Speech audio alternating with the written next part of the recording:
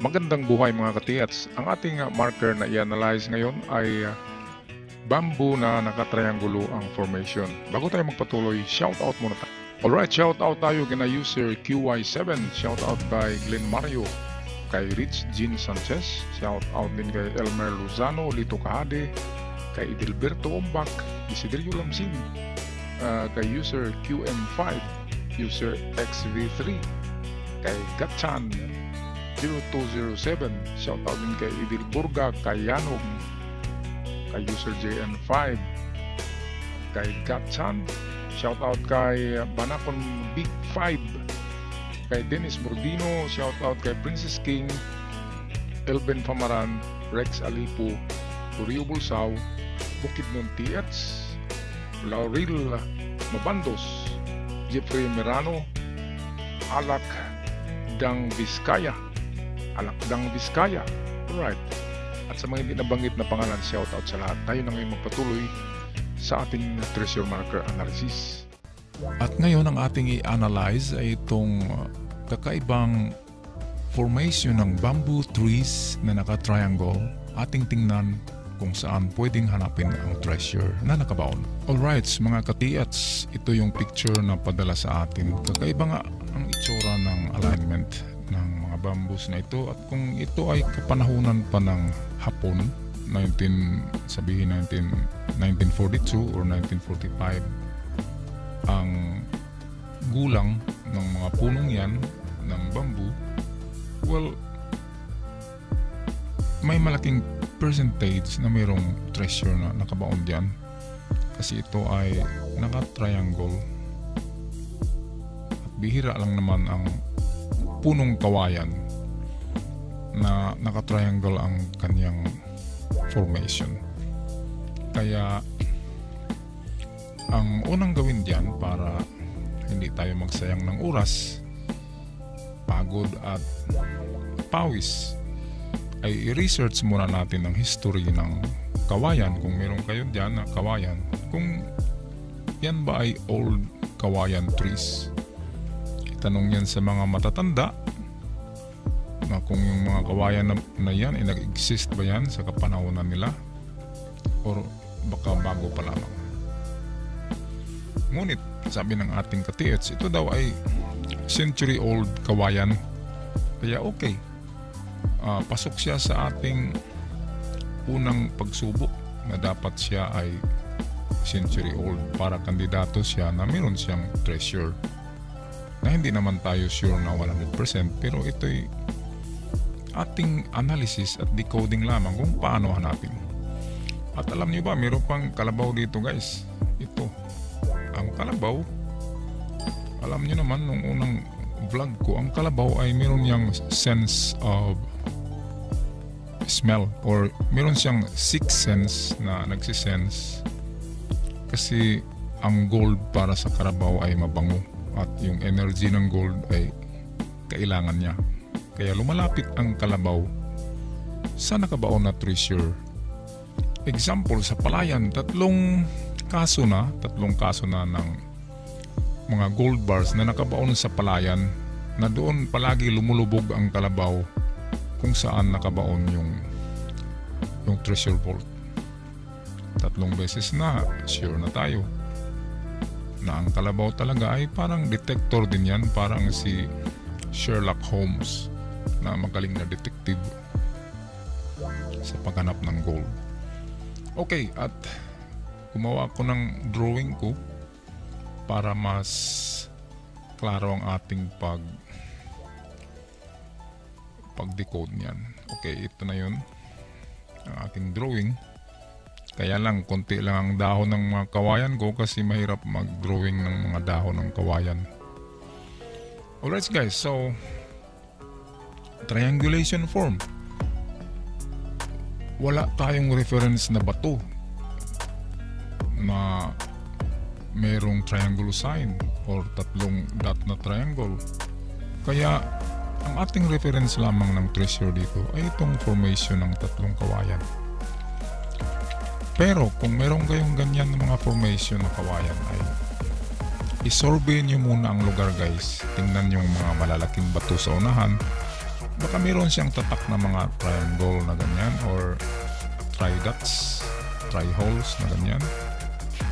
Kasi ang triangle, alam niyo naman na ang meaning ng triangle ay ang pressure ay nasa pagitan or in the center ng mga kahoy at bato na naka-triangulation siya information.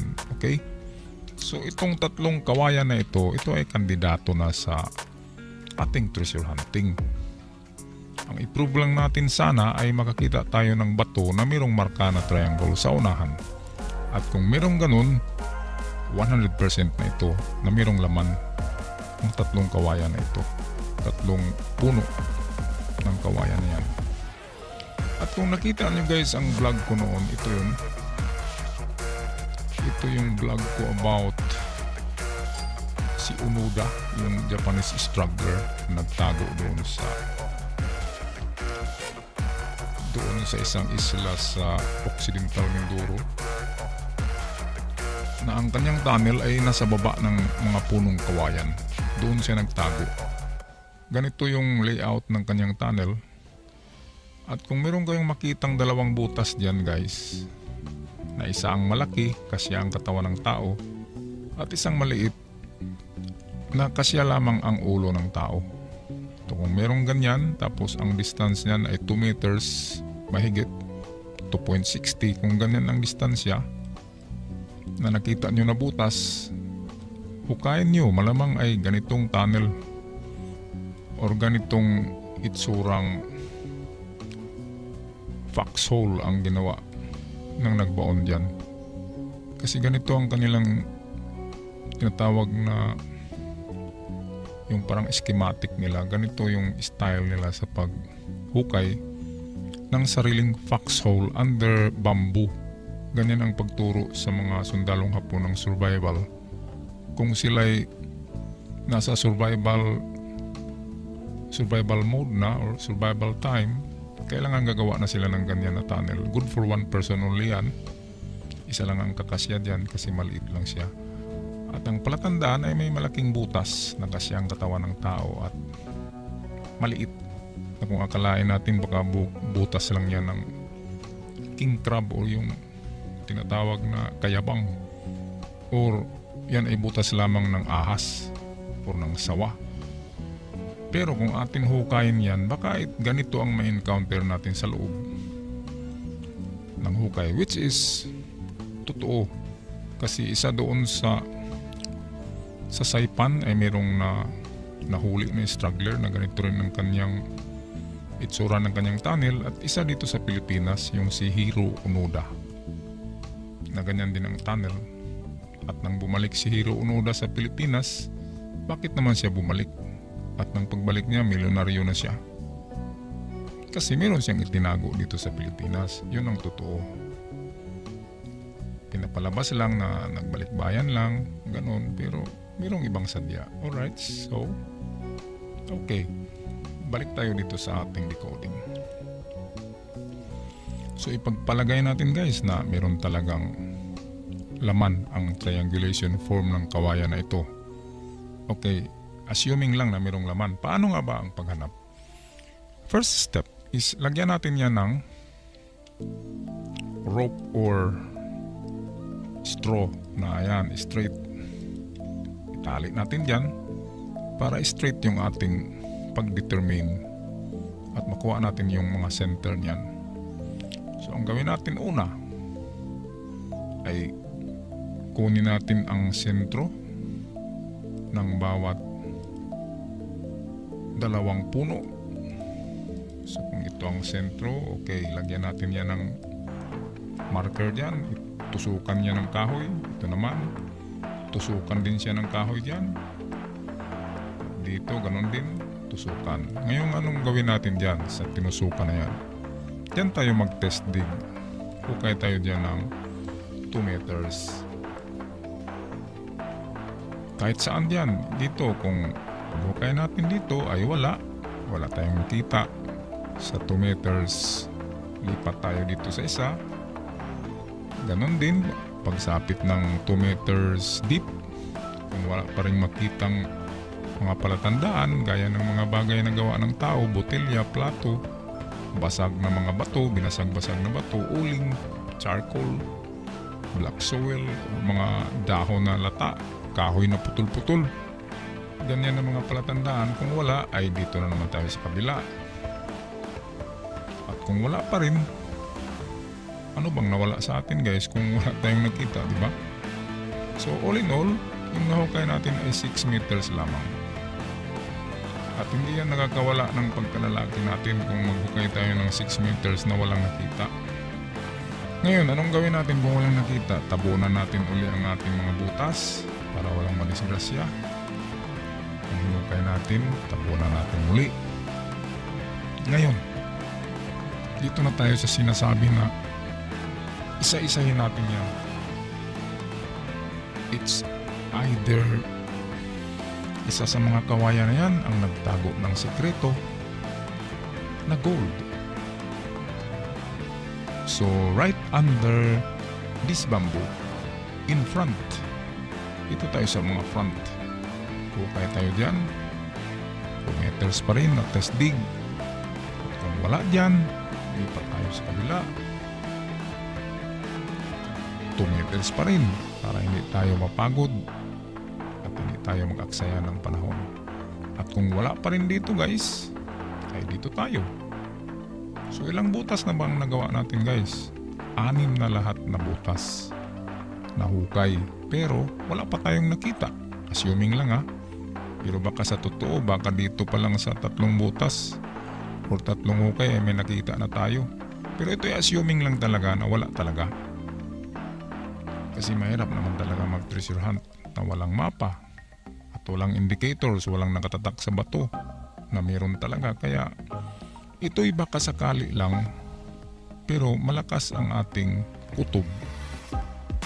Kahit yung kalabaw nga ay may kutob siya na isa sa puno na yan, ay nandoon ang gold bars. Okay, ngayon hindi natin natagpuan guys sa 6 na butas. Ngayon, naisip nyo ba ang iniisip ko kung saan tayo maghukay? Ito na yung last resort. Saan ba guys? Kasi triangulation yan. Ganyan. So wala sa mga kanto. Diyan, hinukay na natin yan. Hinukay na rin natin ang gitna ng mga distansya between 2 bamboos. Ang mga gitna ay kinuha na rin natin. Wala pa rin. Kasi minsan, ganyan ang paghanap niyan in between bamboos. In between trees na naka-triangle ay nandyan ang isa sa mga treasure. Ngayon kung ganyan ang nangyari na wala talaga, 6 na butas na yung ginawa natin. 1, 2, 3, 4, 5, 6. Ang ating last resort guys is kung ating yung i-triangle ulit sa gitna. Meron naman siyang triangle dito. Center of the triangle. Yung triangle sa gitna ay kunin natin ang pinakagitna ng maliit na triangle sa gitna ng malaking triangle. So dito yan. Lagyan na naman ulit natin ng rope ito. I-connect natin yan. Kulayan natin ng orange. Ito, i-connect natin yan na magiging triangle para makuha natin ang center dito. At ito yung ating last resort at last na hukay na gagawin. Yung pinakagitna ng triangle. Kasi kahit sa laro ng chess ay mag-analyze ka, ganyan pa rin. Lalabas pa rin na sa gitna ang maganda na area na ating hukay. Mas malakas o malaki ang possibility na nasa gitna kaysa nasa gilid. Okay, so ilang hukay bang nagawa natin? 7 lahat na hukay. So 2 meters bawat hukay times 7. Nakahukay lang tayo guys ng 14 meters. At ang 14 meters na yan ay mababaw lang Kasi 2 meters, 2 meters, 2 meters lang ang bawat hukay. At hindi tayo naka-encounter niyan ng water traps. Hindi tayo naka-encounter ng booby traps kasi mababaw lang. Pero kung isa sa mga butas na ito o isa sa mga hukay na yan ay meron kayong na-encounter, example, lata na sapatos ng sundalo, samurai ng sundalo, or dagger ng sundalo, or baril ng sundalo, or boto ng tao ang na-encounter nyo dyan, or yung sinabi ko na mga botilya, basag na plato, kung meron na yan ay ipagpatuloy nyo. Example dito yon na layer. Kung dito natagpuan yung mga bagay na gawa ng tao sa 2 meters, ay magpatuloy tayo guys paghukay dito pababa ng another 3 meters hanggang sa 5 meters. All in all, 7 meters lahat. Ang pinakamalalim na hukay pag mga giveaways lamang. So pag 7 meters na, kung wala talaga, wag na hukayin kasi wala. Lipat tayo sa ibang digging site. Okay? Ang akin naman dito ay hindi talaga ako palagi positive. Palagi ko tinitingnan yung worst scenario na wala talagang makuha. At kung ano ang ulit natin muling gawin na step para patuloy ang ating attack. Kung gera, palagi ang attack natin, walang atrasan. At kung maubos na yung kalaban natin, panalo tayo, di ba? Ganyan lang yan. Kasi kung gagastos ka ng malaki, kukuha ka ng labor, maubusan ka ng pera. Karamihan sa mga treasure hunter na nag-finance ay nauubusan talaga ng pera. Pati yung kanilang mga sasakyan ay naibinta na para i-finance lamang sa paghukay na wala talaga. Kasi blinded ka na sa ambisyon mo at hindi ka kumonsulta sa ibang treasure hunter kasi tinago mo sekreto ang operation. Kaya ganun ang nangyari. Naubos ang pera mo sa paghukay sa wala. Imagination lang. Karamihan ng treasure hunter na naghukay ay imagination lang nila na mayroon doon sa baba, sa pinakailalim pa, pero wala na talaga.